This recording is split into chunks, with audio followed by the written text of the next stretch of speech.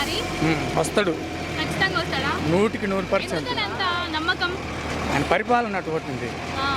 ఆయన పరిపాలన బాగాలేదంటున్నారు కదా చాలా మంది. బాగలేదు అన్నోళ్ళది బాగలేదు, వాళ్ళ మీద వాళ్ళకే నమ్మకం లేక ఓకే అట్లా విమర్శిస్తున్నారు. ఓకే. ఇప్పుడు జగనన్న ప్రభుత్వం బాగుంది, మరి జగనన్న పెట్టిన పథకాలన్నీ అందుతున్నాయా? అందుతున్నాయి. ఏమేమి వస్తున్నాయి మీకు?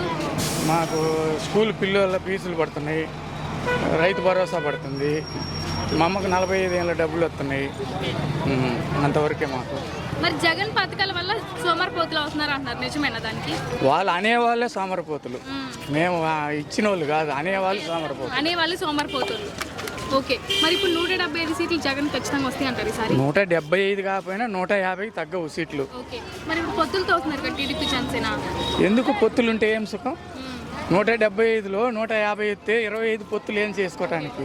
జగన్ ని ఒక సీఎం ని పట్టుకొని సైకో అంటారు. జగన్ గారిని పట్టుకొని ఒక సీఎం ని పట్టుకొని సైకో ప్రభుత్వంలో ఆంధ్రప్రదేశ్ ఉందంటున్నారు, నిజమేనా? ఇప్పుడు 10 సంవత్సరాలు పరిపాలిస్తే ఏం చేశాడు? కరువు అయ్యి రైతులందరూ వచ్చి వలసపోయారు. ఈయన వచ్చిన తర్వాత వర్షాలు పడుతున్నాయి. అంటే జగన్ రావడం వల్ల అసలు ఆంధ్రప్రదేశ్ రాజధాని లేదంటున్నారు, దాన్ని ఏమంటారు? రాజధాని లేదంటున్నారు.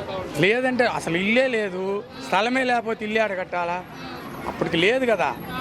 మరి అంతకు ముందంటే హైదరాబాద్ ఉంది, ఉమ్మడి రాజకీయం. ఇప్పుడు లేదు కదా. ఇప్పుడు మరి ఇంకా సంపాదించి కట్టియాలిగా మరి. అయితే ఇప్పుడు జగన్ ని ఒక సైకో అని, జగన్ ప్రభుత్వం బాగాలేదని, జగన్ పెట్టిన పథకాల వల్ల ప్రజలు సోమరిపోతులు అవుతారని, ఇంకా ఏంటంటే వాలంటరీ వ్యవస్థ ఒక జగన్ కి ఒక రైట్ హ్యాండ్ గా ఉందని చెప్పి అంటున్నారు, దాన్ని మీరు ఏమంటారు? ఇంతకు ముందు ఎంఆర్ఓల చుట్టూ పాస్బుక్లు రావాలంటే నెలలు తిరిగేది, ఇప్పుడు 10 రోజులలో వస్తుంది. అసలు ఈ వారంటీలు ఈ పెట్టిన తర్వాతనే పనులు బాగా అవుతున్నాయి. వాలంటరీ వ్యవస్థ బాగుంది అసలు మాకు. మీకు రేషన్ ఎలా వస్తుంది? మామూలుగానే వస్తుంది రేషన్, ఇంటికి వచ్చి. గత ప్రభుత్వంలో క్యూలో నిలబడి తీసుకునేవాళ్ళు, పింఛన్ తీసుకోవాలన్నా క్యూలో నిలబడి తీసుకునేవాళ్ళు. ఇప్పుడు పింఛన్ 1వ తారీఖు తలుపు తట్టి ఇస్తున్నారు డబ్బులు. రెండోది రేషన్ కూడా ఇంటికి వచ్చే ఇస్తున్నారు. అందుతున్నాయి. బాగానే ఉంది, సచివాలయాలు బాగానే ఉన్నాయి, విద్యా వ్యవస్థ బాగానే ఉంది, వైద్య వ్యవస్థ కూడా బాగానే ఉంది. గత ప్రభుత్వంలో ఇంగ్లీష్ మీడియం లేదు, అసలు లేదు, కానీ ఇప్పుడు ప్రభుత్వంలో ఇంగ్లీష్ మీడియం ఉంది. దానికి మీరు ఏమంటారు? ఇదే అభిప్రాయం ఏంటి? ఇంగ్లీష్ మీడియమే బాగుంది. ఇంగ్లీష్ మీడియం బాగుంది. మరి ఇంగ్లీష్ మీడియం వద్దని చెప్పి దాని మీద చర్చలు చేశారు. సరే, ఇంకా వద్దని చర్చలు అంటే వాళ్ళు చేస్తుంటారు, ఒకరి మీద ఒకరు అన్ని విమర్శిస్తుంటారు. పులివెందులో ఈసారి టీడీపీ జెండా ఎగరబోతుంది అంటున్నారు, నిజమేనా? పులివెందులో టీడీపీ జెండా ఎగరబోతుంది అంటారు.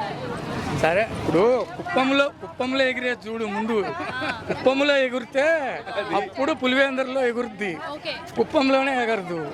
కుప్పమే చంద్రబాబు నేనేనంటున్నాడు భయపడి, ఇంకా మరి ఇంకా పులివేందర్లో ఏమి ఎగురుద్ది? జగన్ ప్రభుత్వం రావటం వల్ల స్త్రీల మీద అత్యాచారాలు ఎక్కువైనాయి అంటున్నారు, నిజమేనా?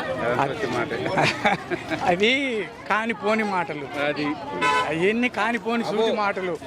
అబో అది ఇప్పుడు ఎట్లా జరుగుతాయి అవి? మద్యం నిషేధిస్తానని చెప్పి మద్యం ధరలు పెంచేశారు అంటున్నారు, దాన్ని మీరేమంటారు? ఇప్పుడు మన ఆంధ్రప్రదేశ్లో ఒక గవర్నమెంట్ జాబ్కు జీతాలు ఇవ్వాలంటే ఒక మద్యం తీసేస్తే ఏ ప్రభుత్వం నడపలేరు వాస్తవంగా. ఇప్పుడు మద్యంకి వచ్చే ఆదాయము గవర్నమెంట్ జీతాలకు సరిపోతుంది. ఏ రాష్ట్రంలోనన్నా ఇప్పుడు ఏ రాష్ట్రంలోనన్నా మద్యం తీసేసిన రాష్ట్రం ఉందా? మన 26 రాష్ట్రాల్లో మన దేశంలో ఏమైతుంది? విపరీతం అయిపోతుంది. ఇప్పుడు తెలంగాణలో ఏది స్థితి పట్టిందో ఇప్పుడు ఆంధ్రప్రదేశ్ కూడా అదే పట్టింది అంటున్నారు.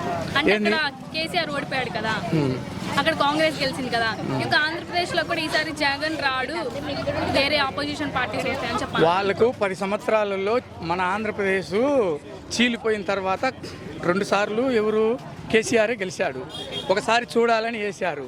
కానీ ఒకసారి మేము చూసినాం కదా, ఇప్పుడు మాకు పరిపాలన బాగున్నప్పుడు మేము ఓటు ఎందుకు వేస్తామట పక్కకు, మేము ఇటే వేస్తాము. మా ఓటు జగన్కే.